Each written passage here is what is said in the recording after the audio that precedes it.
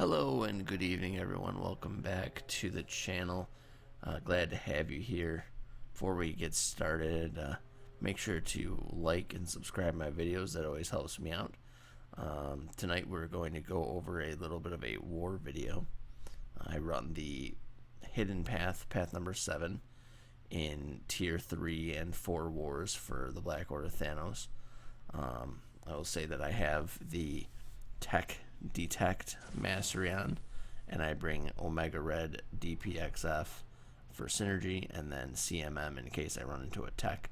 So every node I'll go up to, I'll check first, obviously, see if it's tech and go in. So this first one here, I'm gonna jump right in. This is a Elsa here.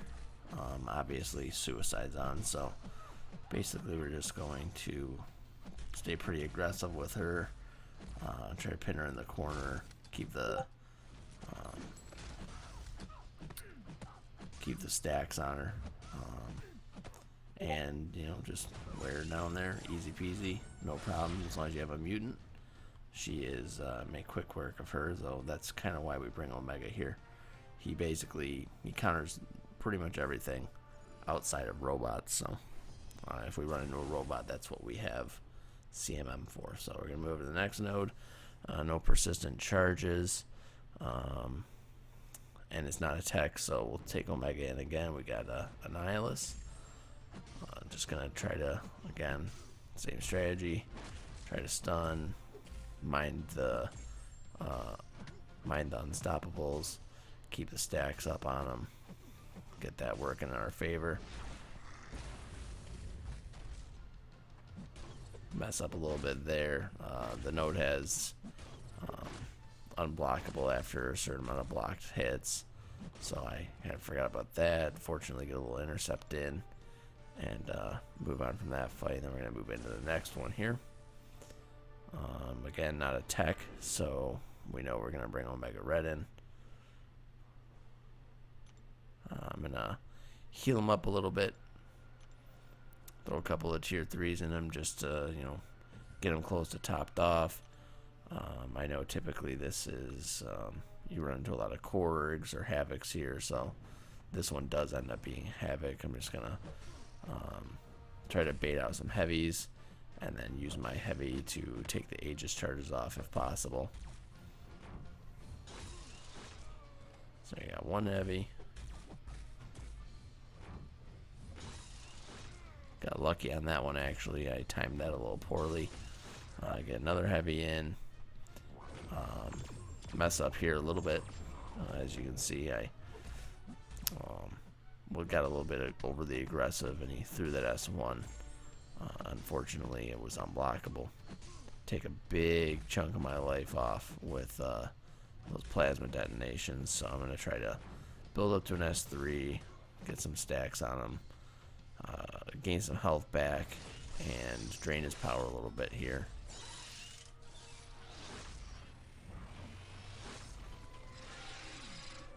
And then hopefully, just kind of let the fight finish out on its own while I regen. So I get a little bit of health back, sneak out of that one, fortunately, no problems.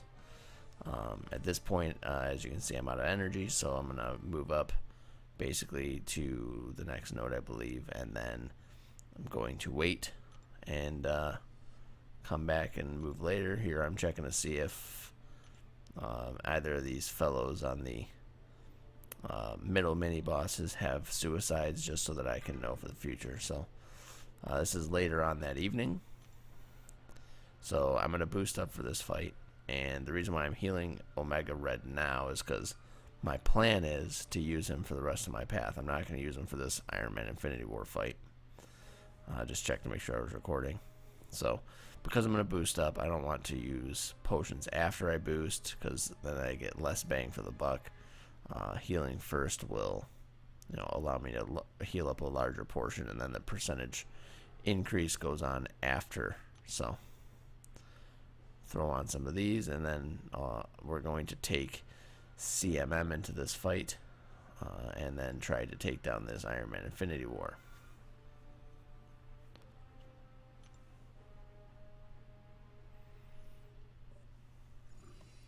It's a bit of a beefy Iron Man.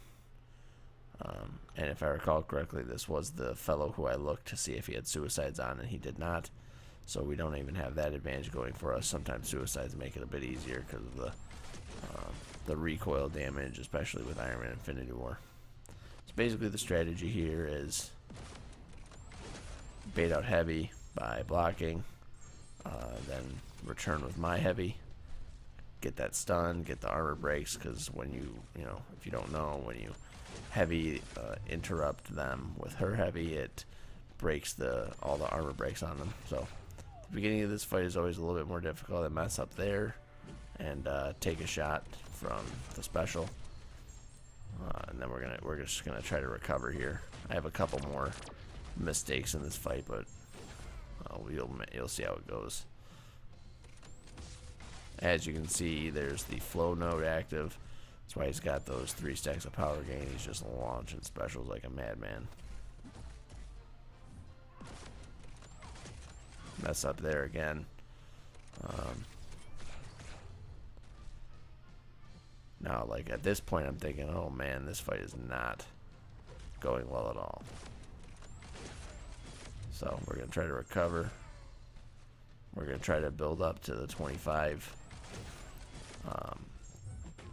and get our binary ignition going.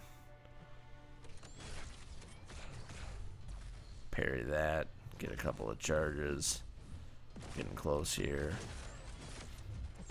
Now when I do, I have my S3 obviously, as you can see. The plan here is try to get my 25, break his armors with one of my heavies, and then immediately launch my S3 while he's stunned. In theory, that will allow me, after the special 3 is on, he should be stunned for at least a brief amount of time. Also want to gauge how much damage my S3 did there, and make sure that I know for when I get later in the fight what kind of damage I can do with that. You gotta be careful here. He's gonna get his S3, and he does, so I pretty much just go in there, throw my special 3 and hope. Now fortunately I'm boosted, so my special damage has increased quite a bit, and I managed to get the kill there and scrounge out that one, fortunately. Not the cleanest of fights, certainly. I've definitely performed significantly better in that fight many times, but for whatever reason today in this war wasn't really my war. So gonna hop over here to back to path 7 and start moving along. As you can see, detect scout is working. Now that I see that there's 2 persistent charges and it's a tech, it's fairly obvious at this point that that champ is going to be a Guillotine 2099. So that means I definitely need to bring in CMM. Now fortunately I've got 17 stacks coming into the fight, so my hope is that that I can pretty much get up to the 25, get my binary ignition going, and then just kind of go ham. So that's what we're going to try to do here. Bait out a special 2 if we can. There she goes. Come in. Armor break. That's nice. Parry. Throw an S2. Stun. Throw another S2. Easy peasy. No problem.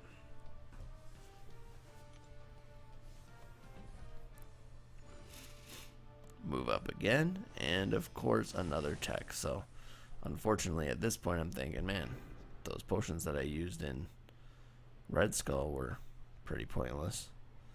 Or sorry, Red Skull, little teaser. Those potions I used in Omega Red were pretty pointless because can't use them now. So here we go, Red Skull.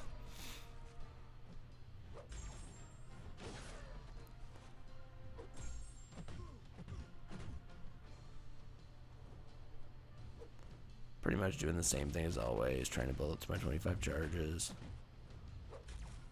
Now you'll notice when I do hit 25 charges, something interesting happens. I'm not really sure why, but as you see, my indestructible procs. But My furies don't. It's supposed to proc 5 furies now. Not exactly sure why that didn't work. As far as I know, there's nothing on the node that prevents the furies from proccing, and there's nothing in Red Skull's kit that would prevent it from proccing. I wasn't stunned, so I'm kind of confused now. I was, counting on those furies to be able to help me out there, and now I'm kind of stuck at this point. End up just kind of hitting into his block out of habit, and then that's the end of that. So now the one good thing about Red Skull is he is a tech champ, obviously, but he's not a robot. So I'll bring in Omega Red and just clean him up here.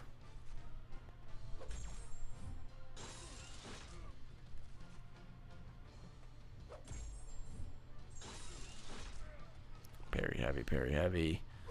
Build up some spores, no problem. Take him down. Easy peasy. Now this guy's still linked, so at that point I'm pretty much done for now. One of the other guys that shares the right side with me actually ends up clearing those last 2 fights, and that's pretty much the end of the war for me. Fortunately got out, had that 1 death, but we did end up winning the war, so no problem.